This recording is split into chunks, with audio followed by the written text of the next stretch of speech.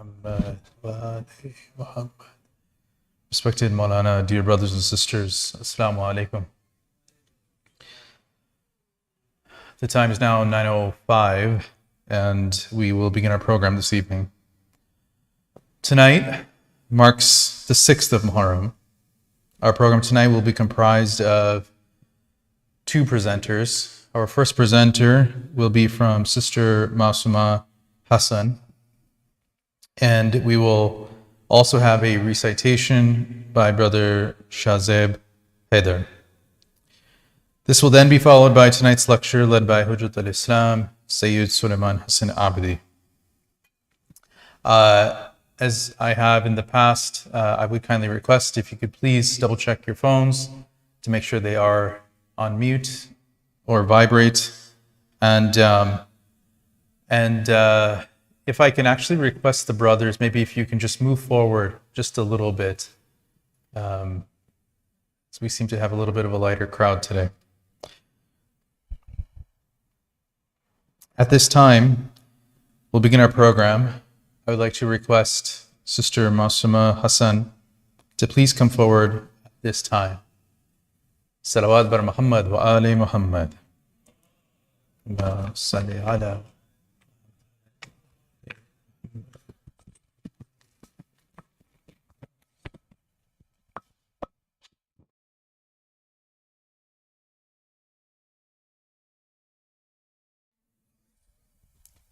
This is a poem I wrote about Imam Sajjad alayhi salam. There was the young warrior Qasim who came to represent his father.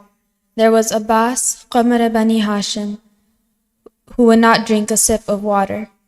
Burair, Muslim, Sa'id, Hur, Habib, Zuhair ibn Qayn, Aun, Muhammad, Ali and Ali, they sacrificed all for Hussein. There were those who secretly left Kufa to answer their Imam's call. There were those who shielded his salah, their bodies taking the fall.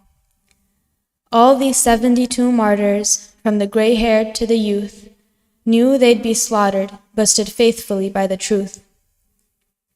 They knew eternal peace was near, that soon they'd achieve Jannah, that now there was no need to fear, for they'd be welcomed by Lady Zahra.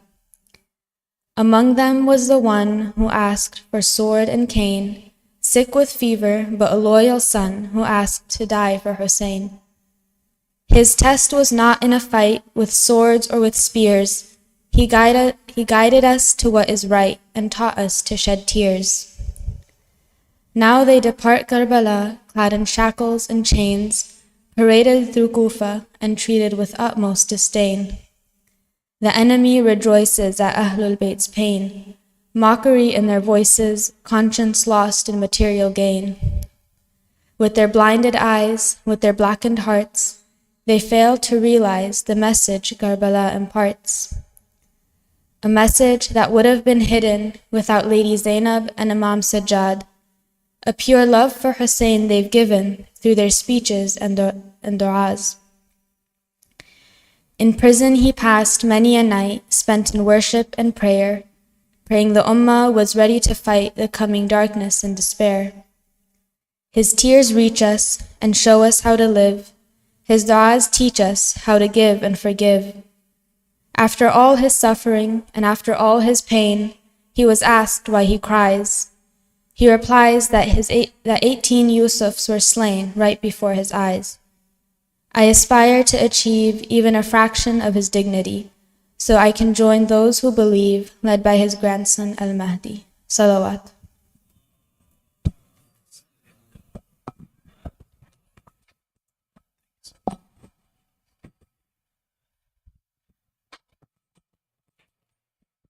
Jazakallah, Sister Masuma, for her sehat, salamti, and khair barakat. Please recite a loud salawat. Salli ala Muhammad. I would now like to request Brother Shazeb Haider to please come forward at this time for recitation. Salawat bar Muhammad wa ali Muhammad.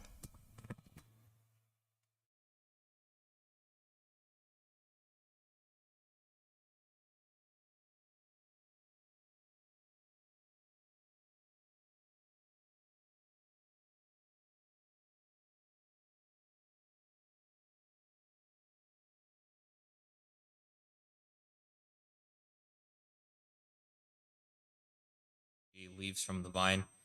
If you're familiar with that piece, and that source material, I recommend and I suggest that you reframe that in the context of the Ahlul Bayt. And the framework and the perspective that I challenge us all to take, even if you're not familiar with the source material, is from that perspective of Bibi Farwa. Because she's...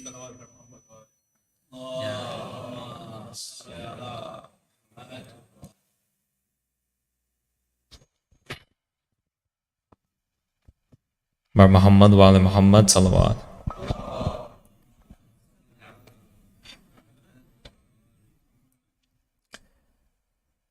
So, like I was saying, the perspective that we'll take from this eulogy is from the perspective of Bibi Farwa. If you're not familiar with the source material, that's okay. Don't need to know it to feel the empathy for it.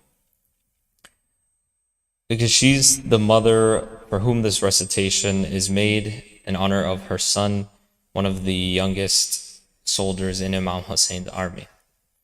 And being one of the youngest, he was also one of the hardest soldiers for Imam Hussein to lose, or at least to let go onto the battlefield. But in his youth, he was still so eager to defend the religion of Islam, the religion that his great-grandfather Rasulullah sallallahu alaihi wasallam, his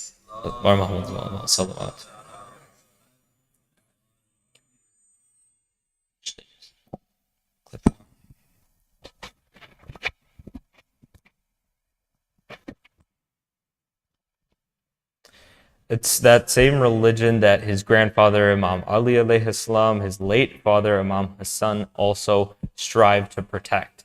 And in his final moments and throughout his life, he was also willing to die and protect that. And he was so eager and ready to die for that message that when he was asked by his commander, Imam Hussein, his uncle, how ready was he, that when he responded, he said, "Oh, uncle, to me now, death is sweeter than honey." He was so beautiful in not only his eloquence, but when he came onto the battlefield and in his youth, it's written by the poets that as if when he was coming out into the battlefield and he was charging against the enemies, that it's like the moon emanated from his face, that brilliance and that shine. So this is for that beautiful young soul. Tears from my eyes, unending flow, sizzling on scorched sand, burning head to toe. Little soldier boy, come marching home. Brave soldier boy, buried far from home. In moonlit eve, my Qasim's grace, his face aglow, a radiant trace. To martyrs' call, he finds his place, in armor too big, a youthful embrace. Little soldier boy, come marching home.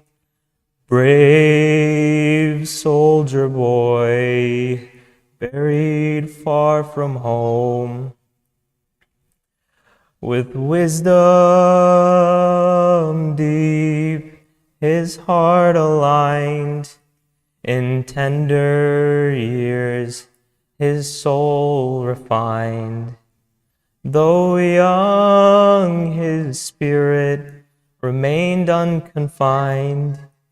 He embraced death's sweet taste, oh so kind. Little soldier boy, come marching home. Brave soldier boy, buried far from home. A moon-like charm his presence shone. In battle fierce, his courage known. His laughter echoed, brightly thrown. In honeyed thought, his fate was sown. Little soldier boy, come marching home. Brave soldier boy, buried far from home. Too big his armor, yet he stood tall. A lion's heart, he'd heed the call. In martyr's tale, he gave his all. Now a shining star, he'll never fall. Little soldier boy, come marching home. Brave soldier boy, buried far from home. Through tears I see my Qasim's face, a radiant light, a tender grace. In memory his soul I'll trace, in every dawn and every night I face. My little soldier boy, come marching home. Brave soldier boy, buried far from home. My little soldier boy, come marching home. My brave soldier boy, buried far from home. These nights, and we're getting closer to the night of Ashura, but it's not just nights like the 6th night of Muharram or the 10th night of Muharram that we lament and we feel so sad that we wish we could be there. But there's one heart, and there's one heart amongst all of us today that not only on the 6th night, not only on the 7th, not only on the 10th, but he's always crying, and that's for the Imam of our time, Imam Sahib al-Asr wa Zaman. Recite a salawat for him.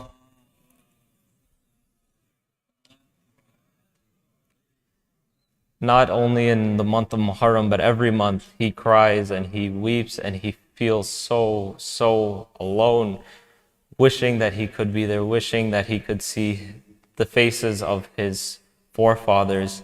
So please, for some support that we can give to him, some inkling of happiness that we could give to him, please honor at least this one soul with your salams for the son of Al-Hasan, please, 3 times with your loudest voice. Don't worry about who can hear you or what your voice sounds like. Please. Assalamu alayka ya ibn al-Hasan. Please, 2 more times. Assalamu alayka ya ibn al-Hasan. Assalamu alayka ya ibn al-Hasan wa Muhammad wa ali Muhammad salawat.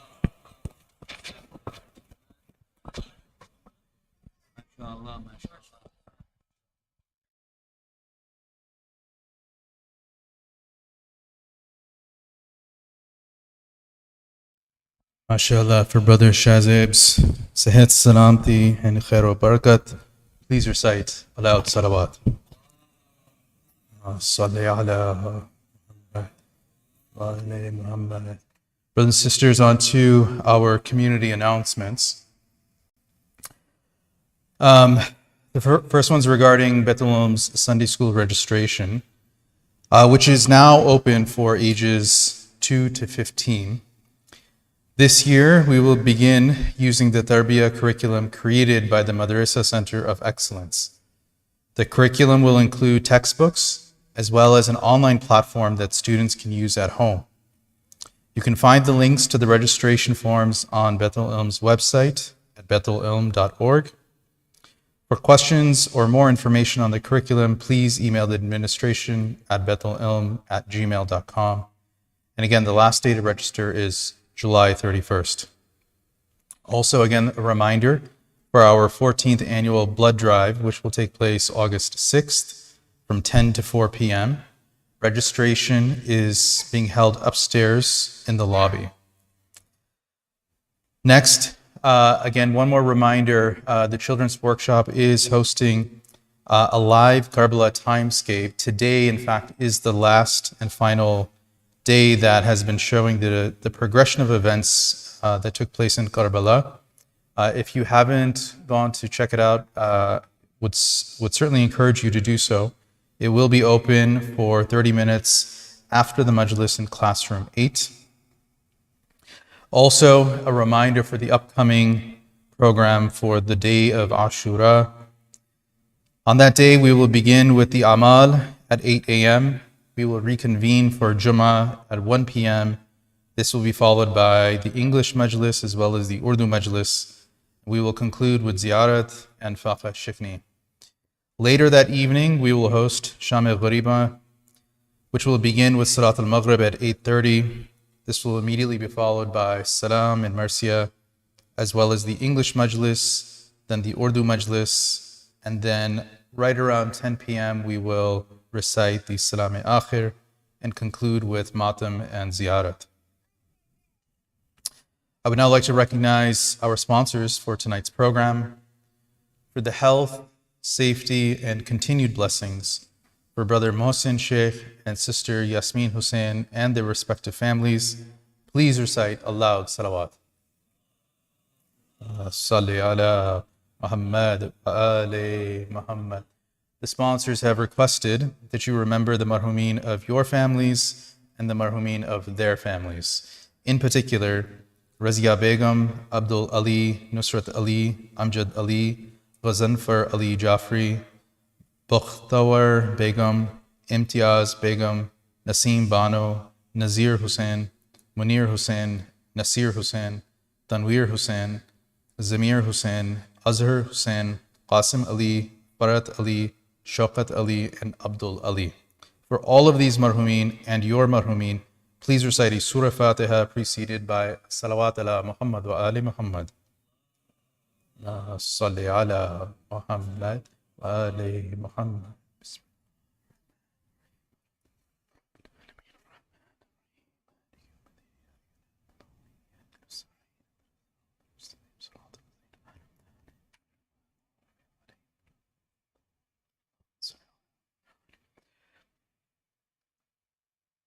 We have a humble request. As you know, Beit al-Ilm is collecting funds this year for Muharram to help cover the expenses for all of these programs.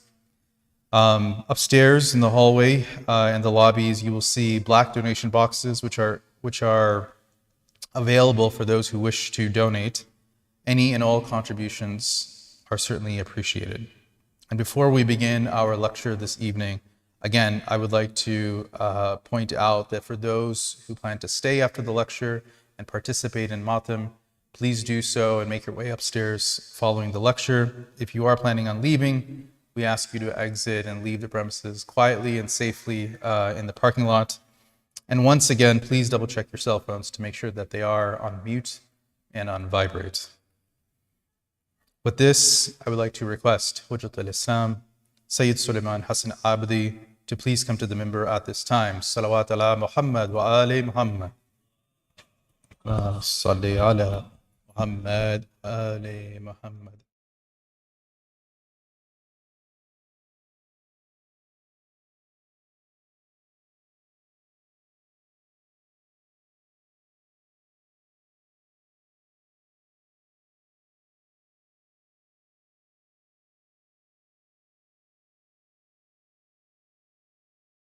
صلوات على محمد وآل محمد.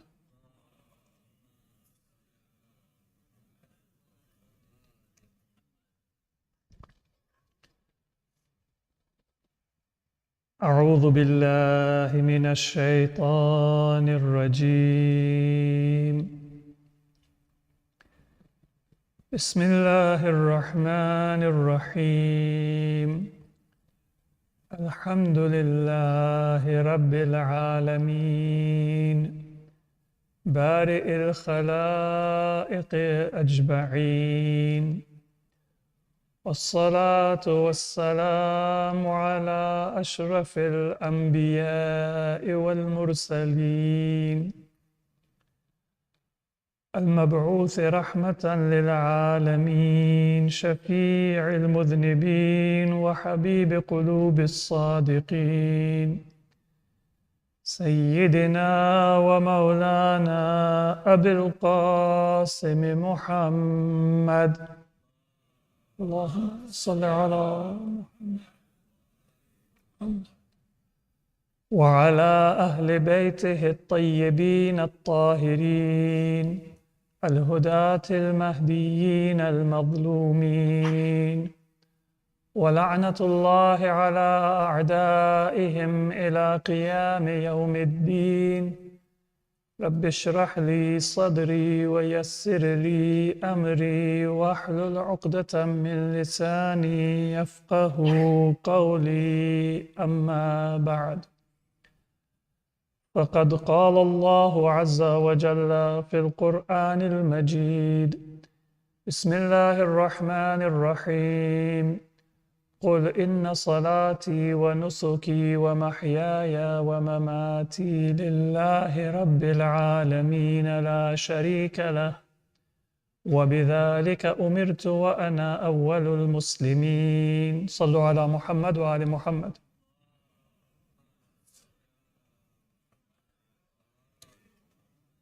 Dear brothers and sisters, Assalamu alaikum wa rahmatullahi wa barakatuh. We have been discussing, in light of the Quran, how we can lead a life that is centered towards God, oriented towards God. How it is possible for us to live a life where we are not stagnant and complacent, but rather we are understanding of and able to reach our full potential and purpose as human beings, as creatures of Allah subhanahu wa ta'ala. Allah tells the Prophet that announce, قُلْ إِنَّ صَلَاتِي وَنُسُكِي وَمَحْيَايَ وَمَمَاتِي لِلَّهِ رَبِّ الْعَالَمِينَ. My worship and devotion and prayer and life and death and everything in my existence is for Allah subhanahu wa ta'ala, the Lord and the sustainer of all that exists. That is our goal and our direction in life. Now, through life, we have different kinds of tests, and the operative attribute that helps us succeed in those tests so long as we are alive, and that will come to our assistance after we die in the grave, when we are being questioned by God's angels,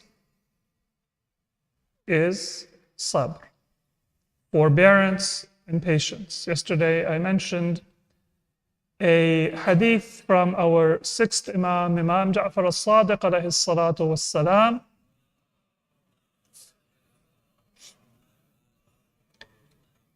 that your patience, that attribute that you cultivate within yourself and doesn't always show itself publicly, because it is your sincerity and your humility before God, which comes in words when we say inna lillah wa inna ilayhi raji'un at any time of test.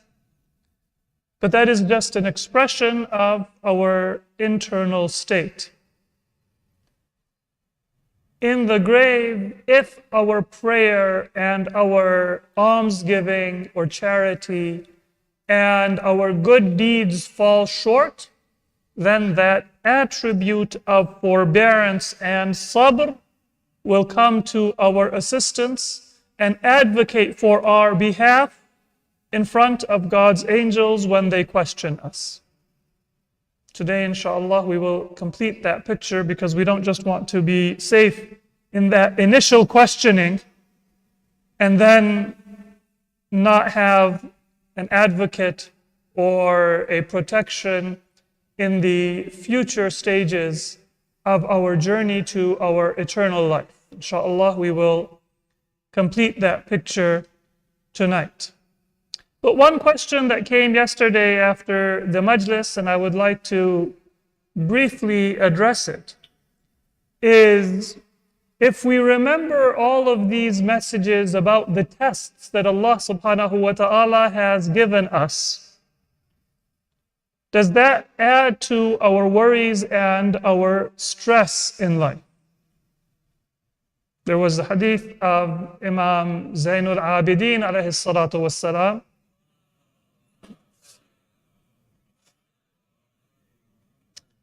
A person came to our fourth Imam complaining about a hardship they had in life. And superficially it might seem kind of cruel for the Imam to say, you came to me with one problem, let me tell you 3 other problems that you don't even realize and you don't even remember. He says that every day you lose a day of your life and you're never going to get it back. When your property is destroyed or stolen or wasted, when your money is lost, you grieve over it, you get angry over it. This is something that you will never get back. Your money, you might find what was lost or stolen. You might be given by Allah many times what was spent, but your time, once it's gone, it's gone. Then the Imam says that everything that you eat and everything that you spend, you are going to have to account for it. That is a second calamity. That I will answer for whatever it is that I am utilizing to live my life. My food, my other expenses, my clothing, everything I will have to answer to Allah. Where did I earn it? And how did I choose to spend it? And then the Imam says, your third musibah or calamity is that you are going to the hereafter. And you don't know whether your hereafter is one where you have earned God's mercy and forgiveness, or you have earned God's punishment and you will be held liable for your sins. So imagine a person comes to Imam Zainul Abidin and says, I have this one problem. In my family, in my health, maybe I don't have enough money to pay my debts. And the Imam says that think of these 3 other things. Now we know that an Imam and a Ma'soom and one who is the son and successor and heir of Rahmatun lil Alameen, a mercy for all of the worlds, will never be cruel. So what is it that the Imam was trying to do? If he wasn't trying to add to the person's worries, what was the Imam's purpose in reminding him that not only does he have the worry that he knows about, but he has many other worries that he wasn't even concerned with? The purpose of the Imam was not to add to the stress that that person feels, but rather by giving them a proper standard of their priorities in their life to help them regulate their worries and their concerns, so those things that would worry them and stress them and make them lose sleep and maybe even lose their health will no longer cause them that much worry. And then when you have that time and energy that you have saved by not stressing about something that is not worth losing sleep and destroying your health over, you now can show concern for those things that are truly important. So the Imam was not being cruel.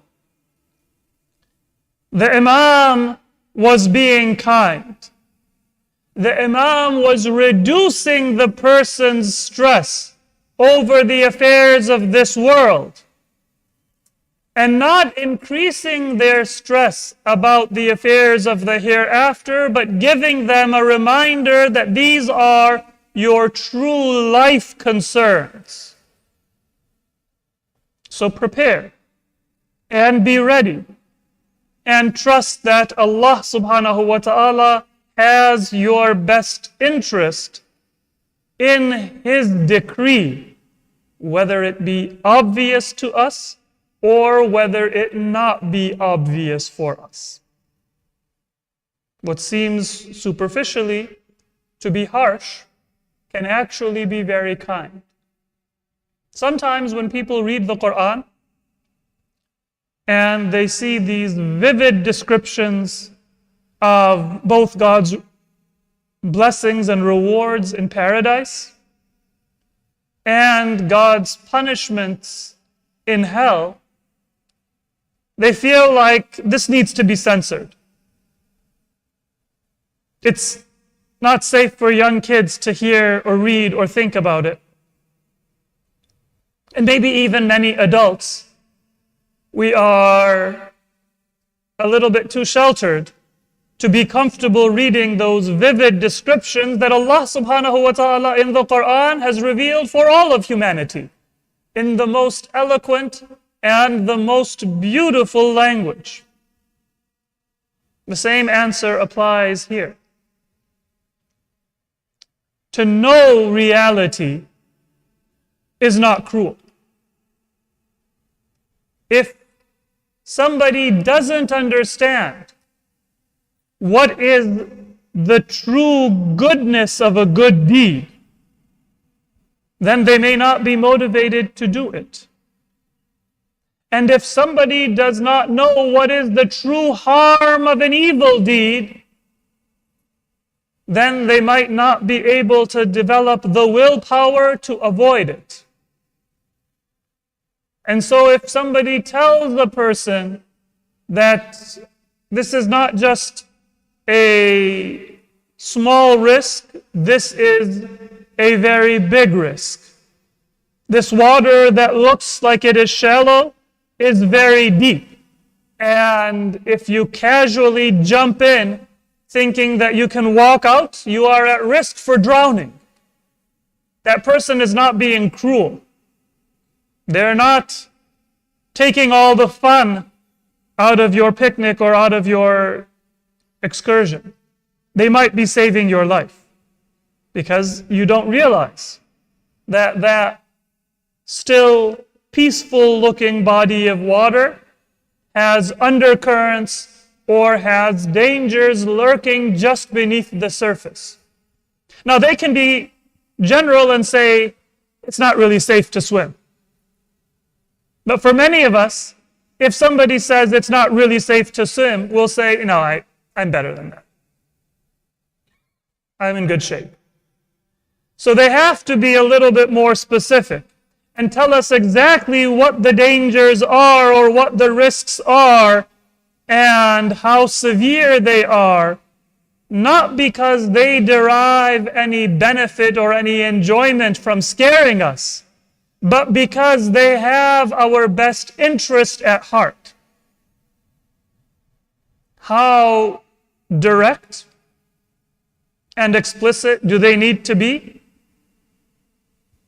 Well, if they are merciful and they want to save our life, then that depends on us more than it depends on them. So if we as human beings were noble enough to develop a willpower to do good if God just said, this brings me pleasure? Then we wouldn't need any more vivid descriptions of the bounties of paradise. But for many of us, if we were just told it brings God's pleasure, we would say, all right, it's not that important to me. So Allah describes the manifestations of His pleasure in terms that we understand. And if God were just to say that don't do these things, they bring my displeasure, He wouldn't need to tell us of the torments and of the harms of hell. But how many of us would care? And how many of us would follow?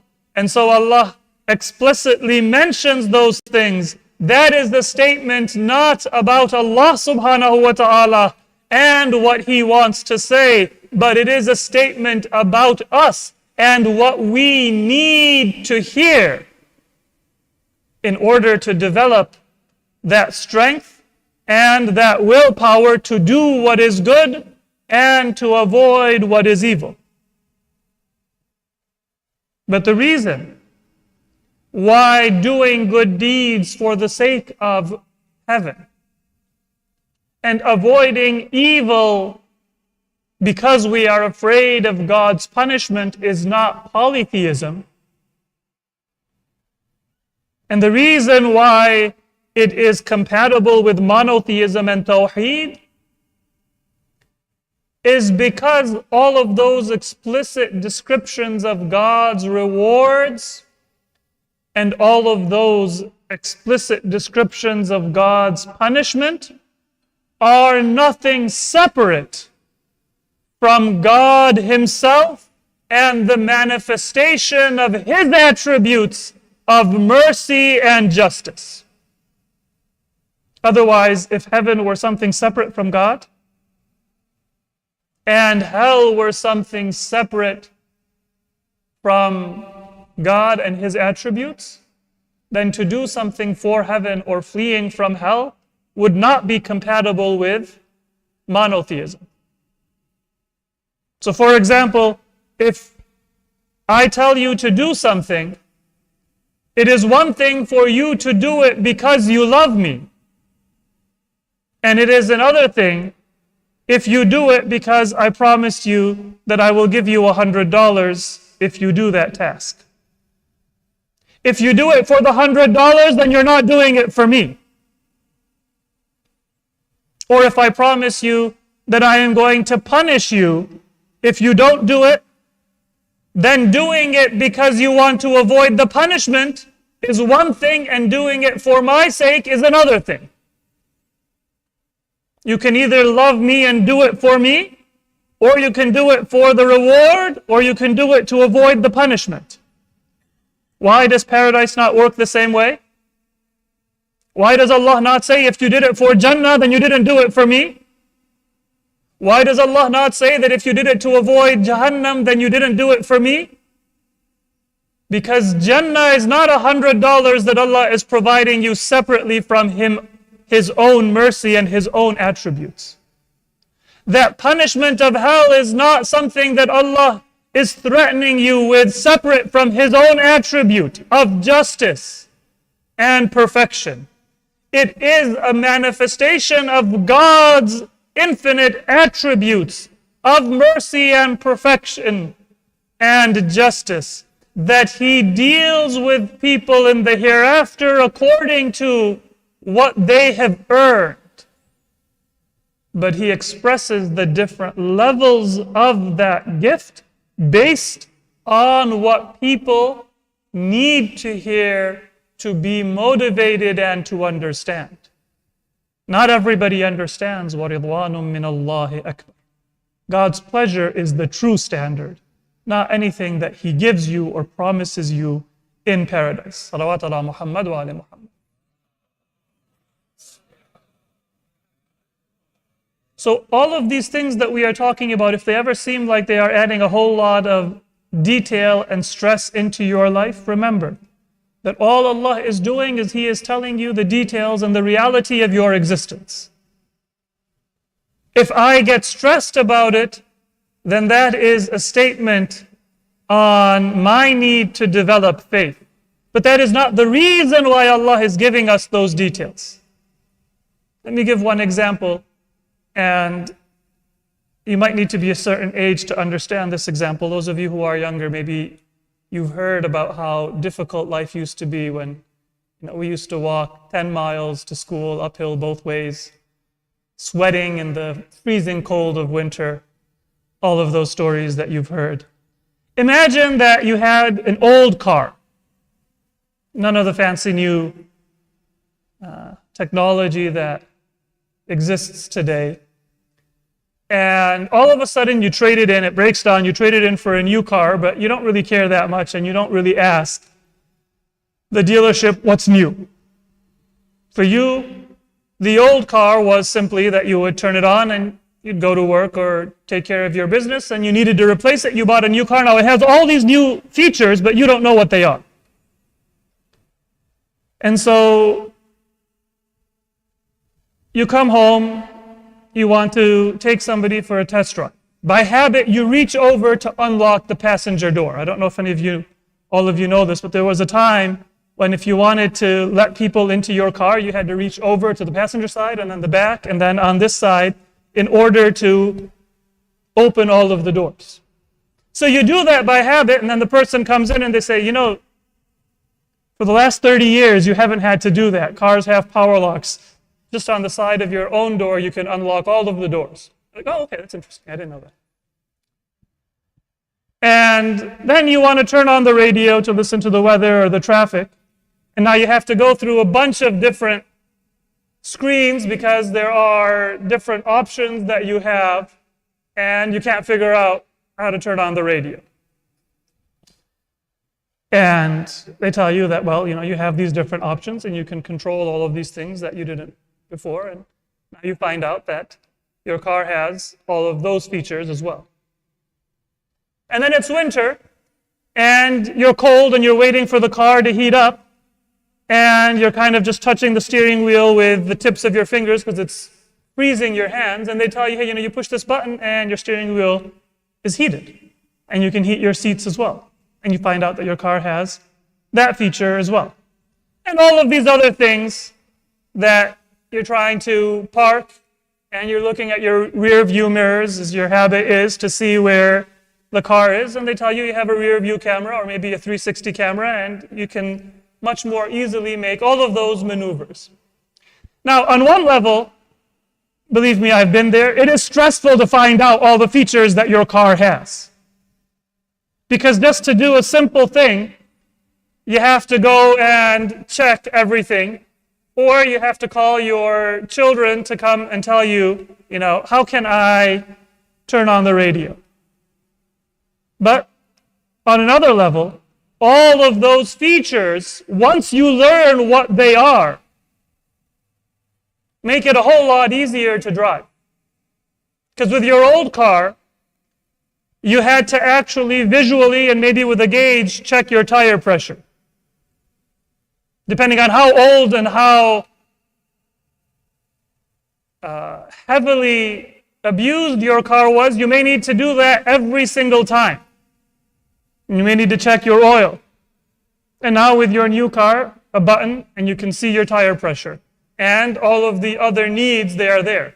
So it is stressful if you go from ignorance to knowledge, because you're not familiar with the features. But the reality is that once you learn it, you can basically, I wouldn't advise you do this. People have apparently destroyed their lives and ended their lives by doing it. But with many cars, you can drive them with your eyes closed, because they basically do the work for you. So this is the same thing with these religious teachings that we have. Allah subhanahu wa ta'ala is telling us all of the features and all of the potential of our soul. The fact that you sometimes get overwhelmed, that, oh my God, now I need to think about every morsel, every moment, every day, every opportunity, every bout of anger that I have and every emotion. Yes, that is just that initial learning curve to find out all of the features that your new car has. But then, once you learn it, and you should learn it, because you don't want to spend all that money and then not know what your car is capable of doing, then it actually gives you a lot of comfort, or it makes it easier for you to do things. And the same is true with these ahadith that we have from Ahlul Bayt.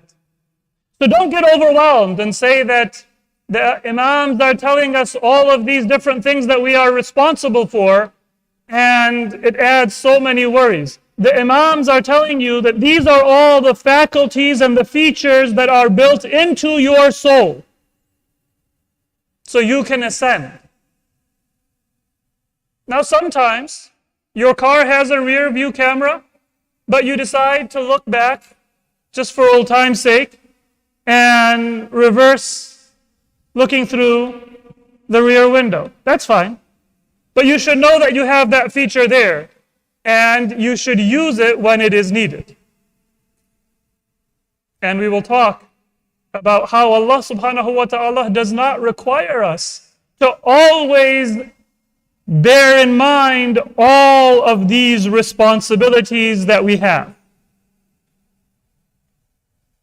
There are shortcuts, and Allah allows us to sometimes use those shortcuts. But be aware that there are all of these features within your soul. And if you want to come closer to Allah subhanahu wa ta'ala, then you will have to utilize those features, because they are your potential to bring you close to Allah subhanahu wa ta'ala. Sallu ala Muhammad wa ali Muhammad.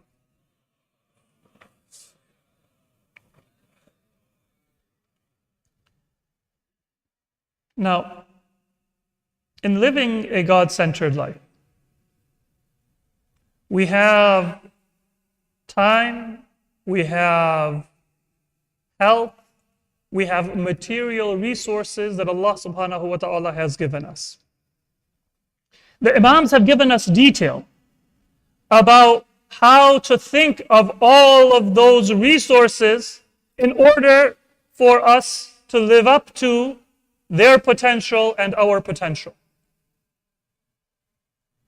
There is also an opportunity that Allah has given us to clear our mind.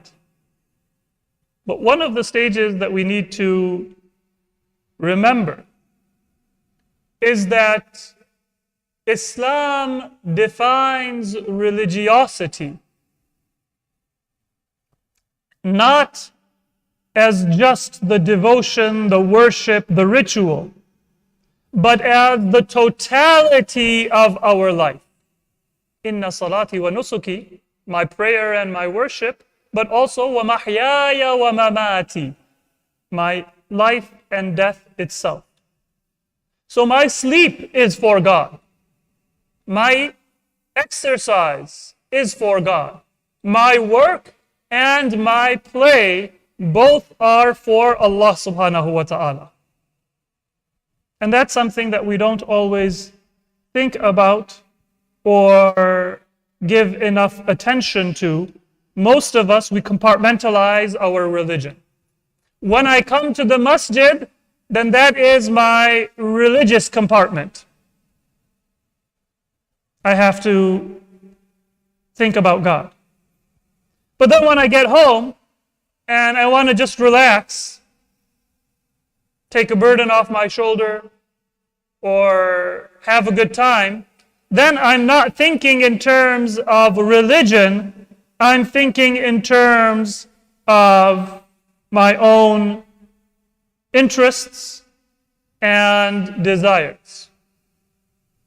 And what Islam wants us to do is to recognize that your time in the masjid is only going to be fully useful if it affects you and benefits you when you are not in the masjid. If it's not a part and a box within your life, but it is something that informs and influences the entirety of your life. Some people have a misconception that religion and Islam doesn't want us to have fun. And in fact, the Quran does say, Inna Allah la yuhibbul farihin. Allah doesn't love those who are farih, who are, let's say, fun-loving or wedded to pleasure. This is in the context of the story of Qarun. Qarun was one of the companions, and according to narrations, a close relative of Prophet Musa alayhi salam.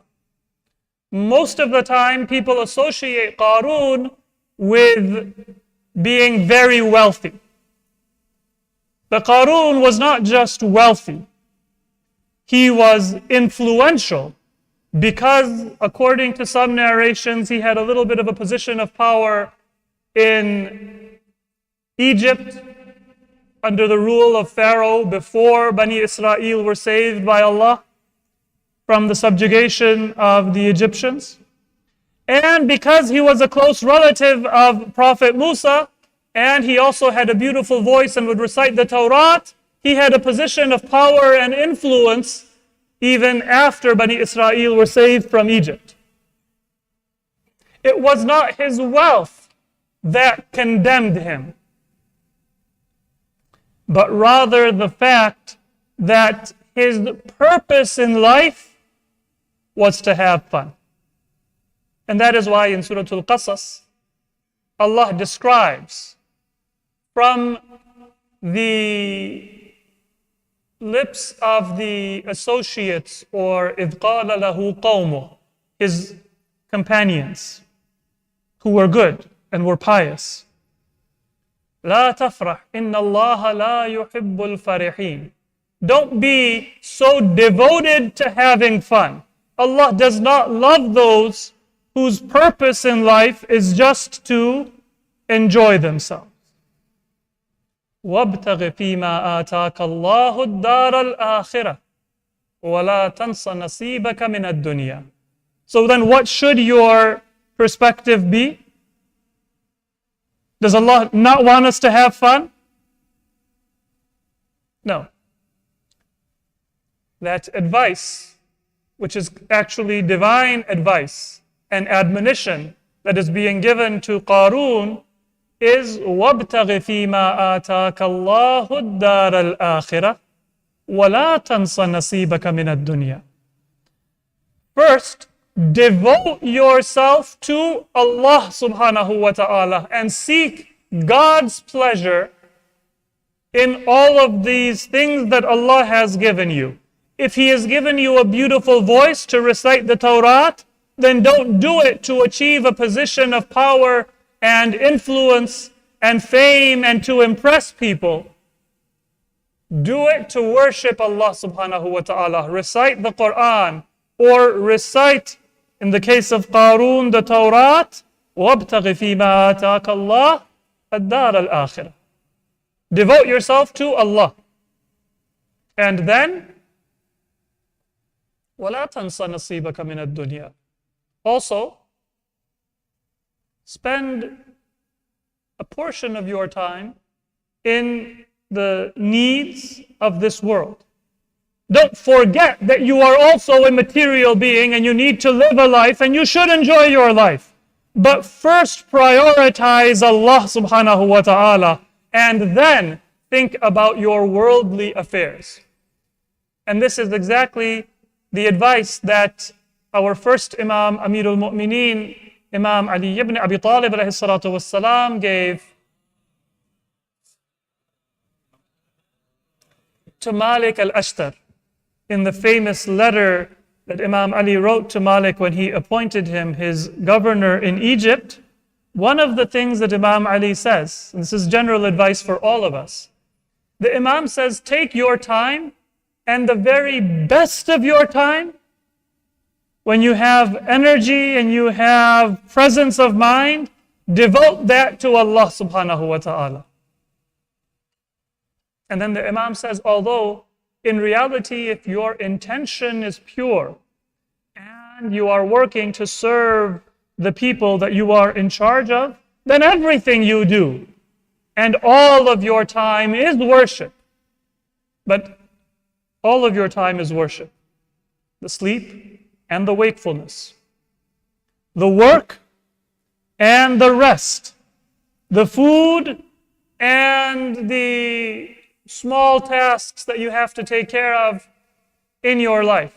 But when you choose to schedule your day, take the cream of your time, and for all of us it's different.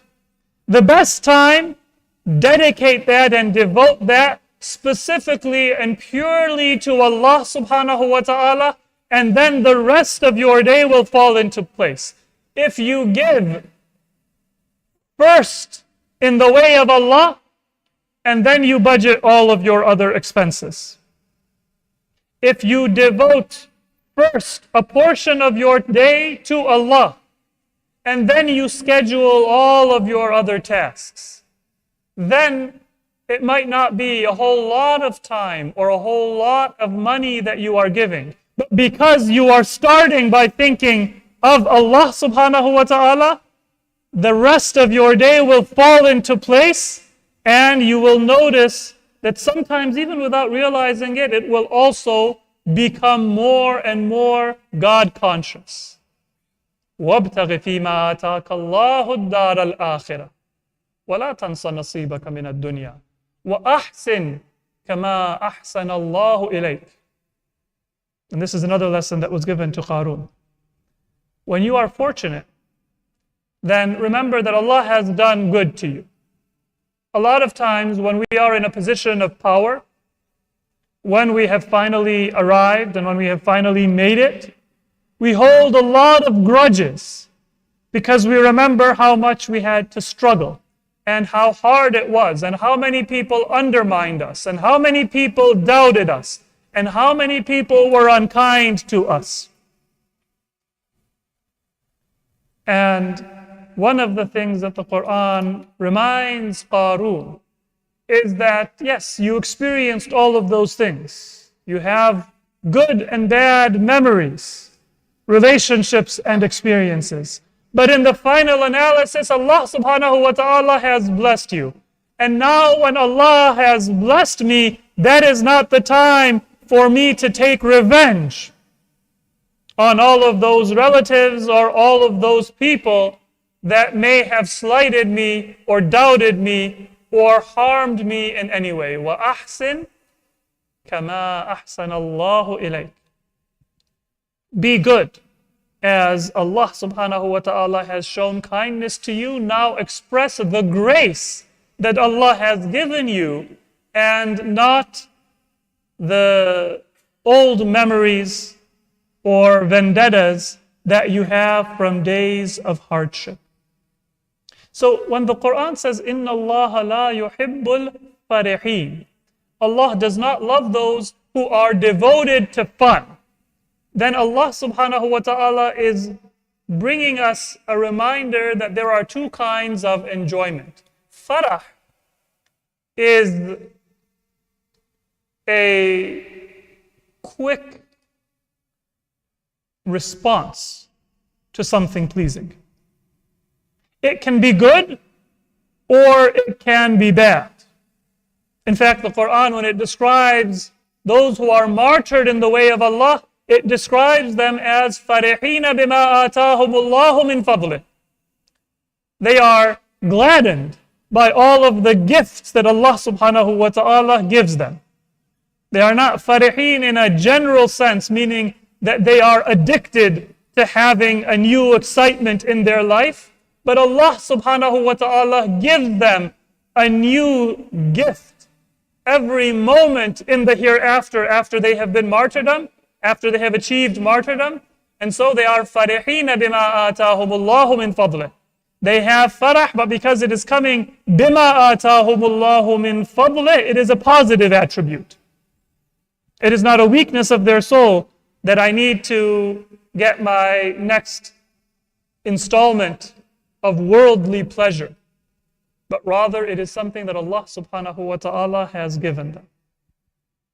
But that which is true happiness is not something that comes and goes in a moment, but rather it is known in Arabic as surur. And the difference between surur and farah is that farah is quick to come and pass, and surur is stable. When Allah describes farah, or attribute of that quick kind of happiness in a positive sense, it's used in a negative sense, for example, in describing Qarun. Inna Allah la yuhibbul farihin. When it's used in a positive sense, then it is always used in a specific manner. Farihina bima atahumullah. They are gladdened because of what God gives them. That's not their natural state, but when Allah honors them, then that brings that excitement and that joy in their heart. But when Allah describes the believers and those who will achieve success in the hereafter in a general sense, then in Surah Al-Insan, فَوَقَاهُمُ اللَّهُ شَرَّ ذَلِكَ الْيَوْمِ وَلَقَّاهُمْ نَضْرَةً وَسُرُورًا. Allah protects them from the harm and the evil and the worries of the Day of Judgment, and He gives them وَلَقَّاهُمْ نَضْرَةً, their faces will be fresh, وَسُرُورًا, and they will have a stable and a lasting happiness, a peace. That is the kind of happiness that we should seek. And surur, it comes from cultivating enjoyment of things that are worthy of our time and our attention. There are certain hobbies that we may have that are laghu. And the Quran in Surah Al-Mu'minun says, وَالَّذِينَ هُمْ عَنِ اللَّغْوِ مُعْرِضُونَ. A believer does not have any kind of laghu in their life, any kind of pointless and without benefit, any kind of activity or hobby. But then a believer can have lahu, diversions, and things that are enjoyable. Because there are certain hobbies and there are certain certain diversions, even though they captivate our mind, but they bring a benefit to us. So for example, one hadith says that swimming is a good hobby or lahu for a believer. Now, it's lahu in the sense that if you enjoy swimming, then you can get lost in the fun and in the activity. But while you are doing it and you're enjoying it and you're doing it because it is enjoyable, you are also exercising and strengthening your body and clearing your mind, and so there is a benefit. It is lahu, but it is not lahu. Avoid lahu in all of your activities in life. If there is no benefit that you are getting, then you should not do it. But you don't have to avoid lahu. You can have things that you get lost in and that are fun, if there is also something that is beneficial within them. And that is found in a hadith of our first Imam, Imam Ali alayhi salatu wassalam.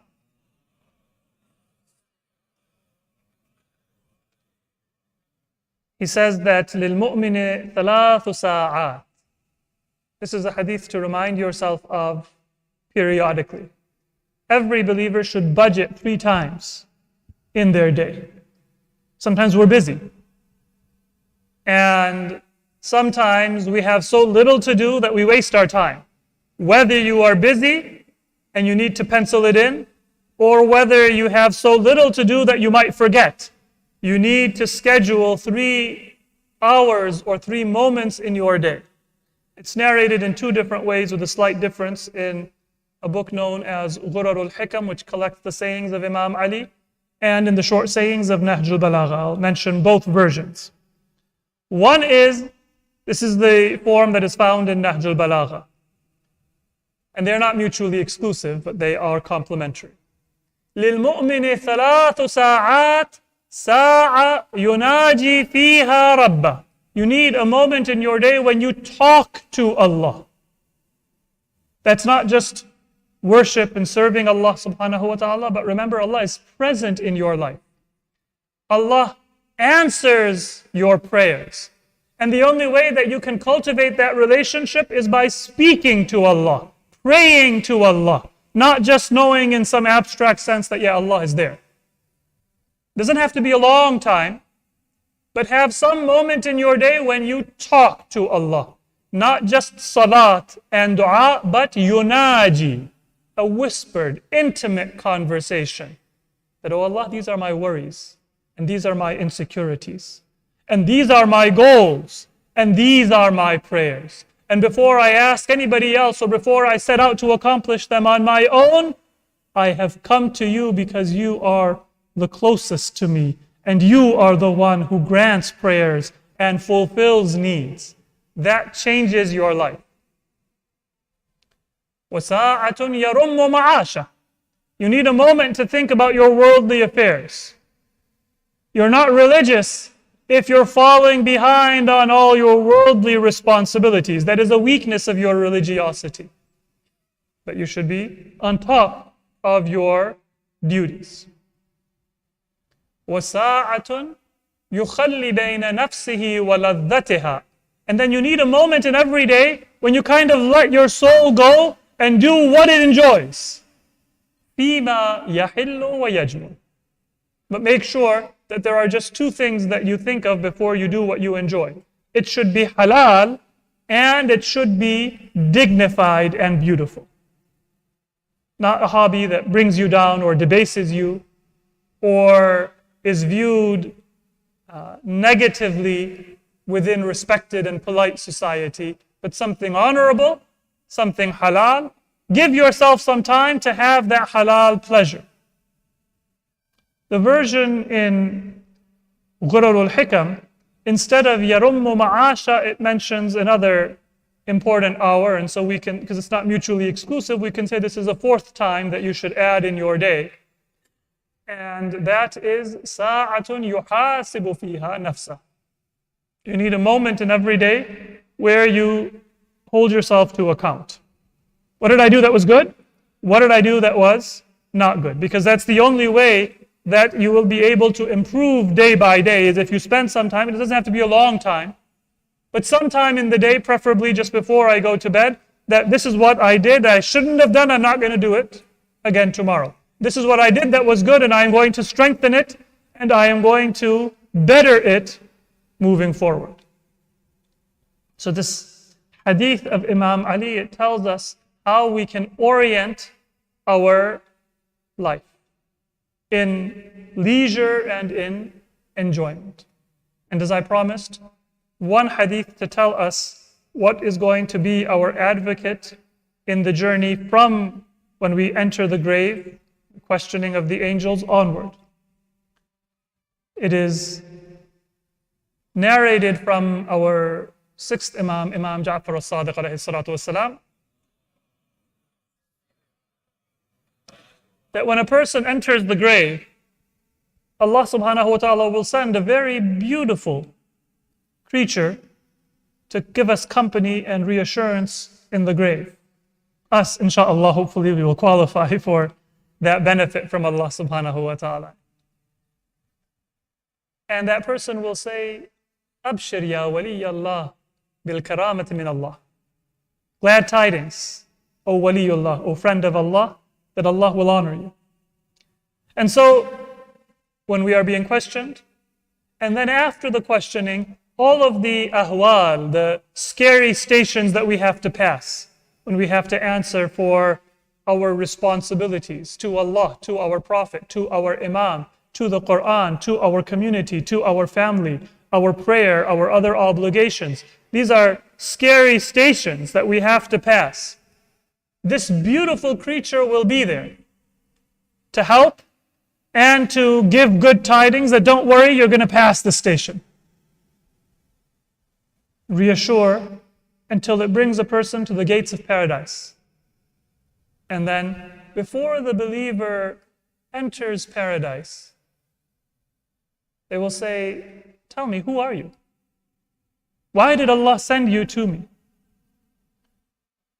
And that beautiful creature will say, أَنَا السُّرُورُ الَّذِي أَدْخَلْتَهُ عَلَى قَلْبِ فُلَانٍ. I am that happiness that you gave to somebody who was suffering.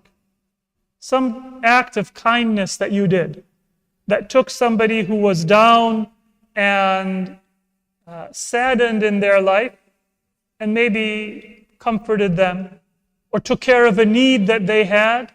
That surur which you give to somebody else will bring surur into your own heart.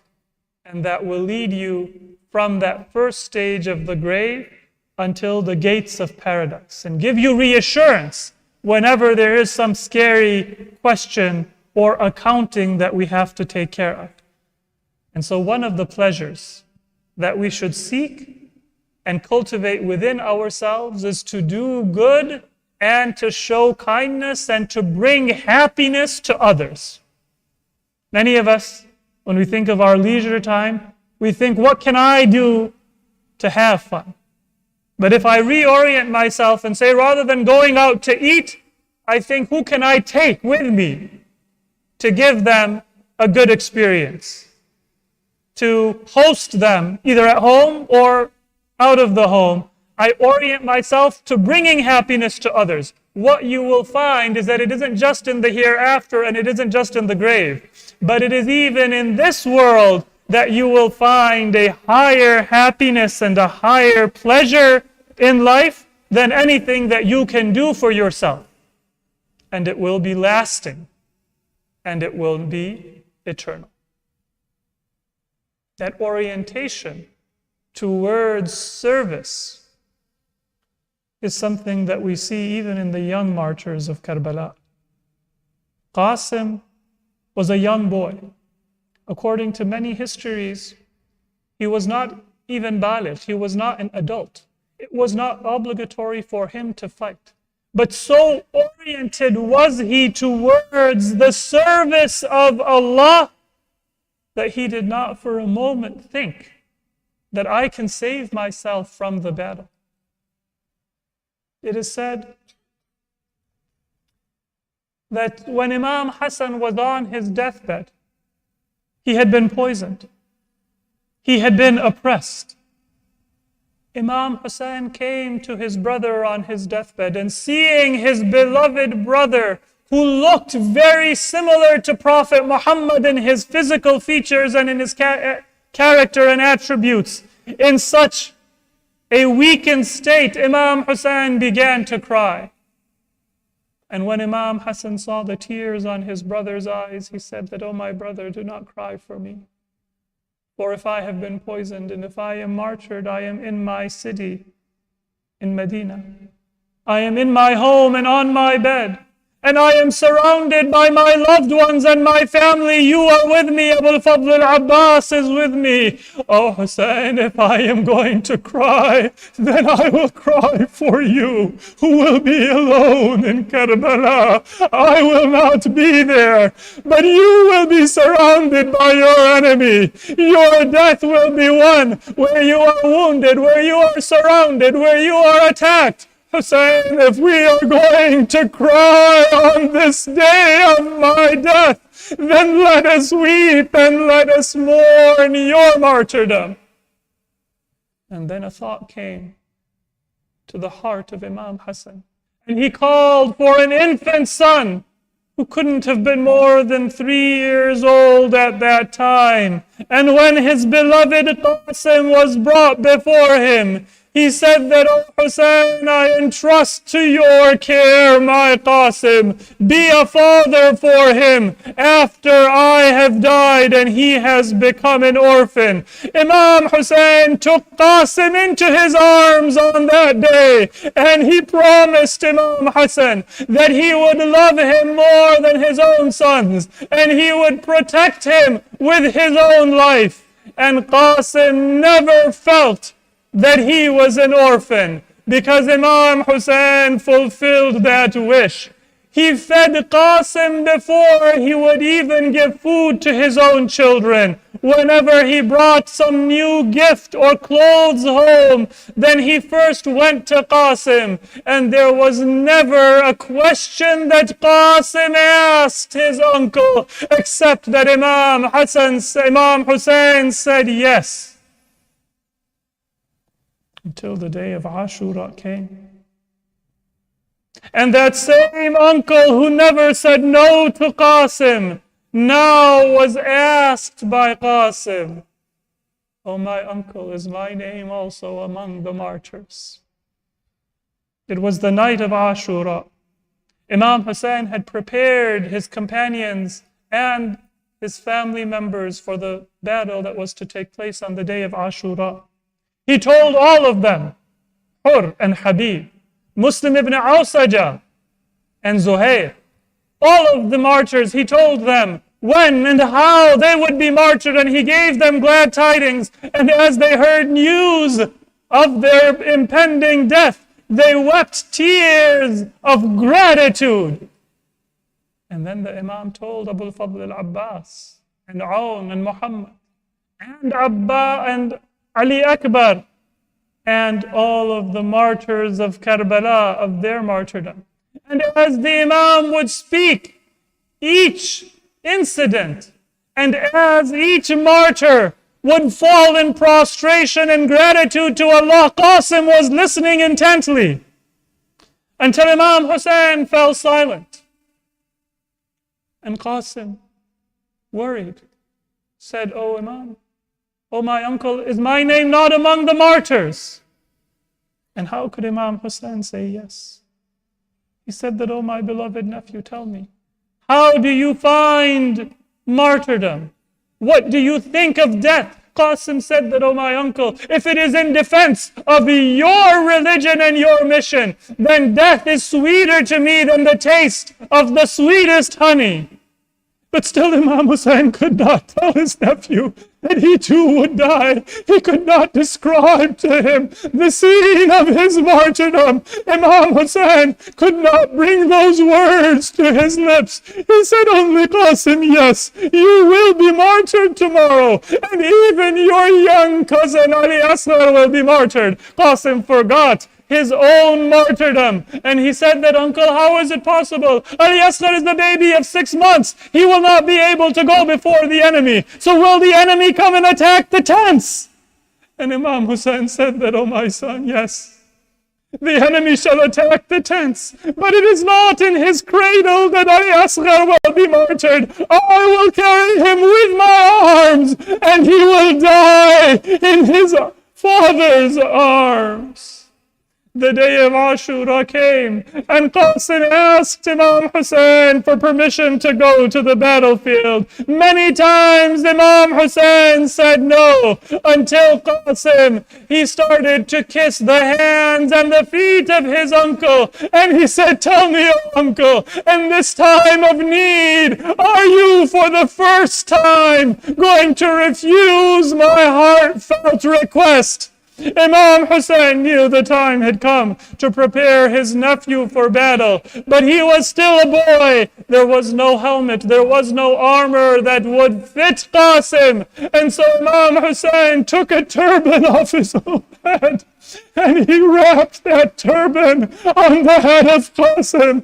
He prepared him for battle without any protection, without any armor, without a helmet. And Qasim Qasim went forward. Imam Hussein watched, looking towards his nephew, and sometimes looking towards the heavens, sometimes turning his head in the direction of Medina and saying that, oh my brother, this is your will and your son's wish. Otherwise, I would never have sent him to his death. Qasim went and fought until when he fell as a martyr, he called out, Assalamu alayka ya Amma. My uncle, I give you my final greetings.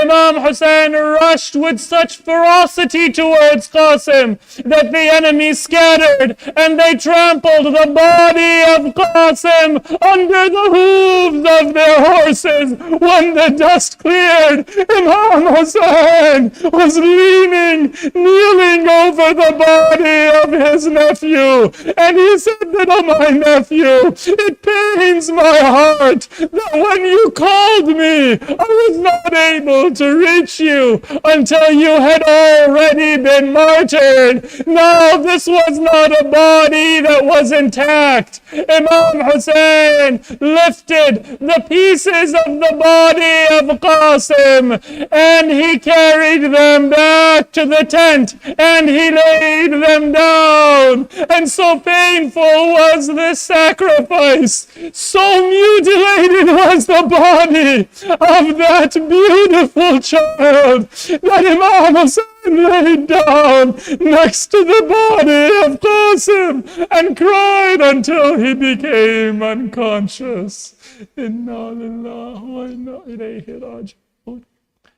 O Allah, grant us the honor of devoting our lives to the service of your religion and your mission in all the moments of our life and in all the struggles that we have in life.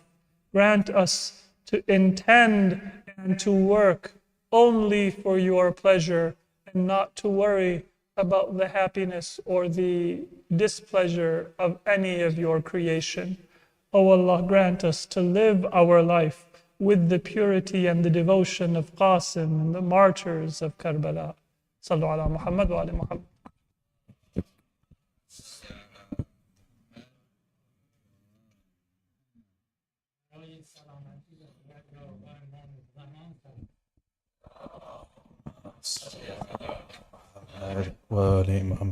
Brothers and sisters, before you depart upstairs, I do have one small announcement.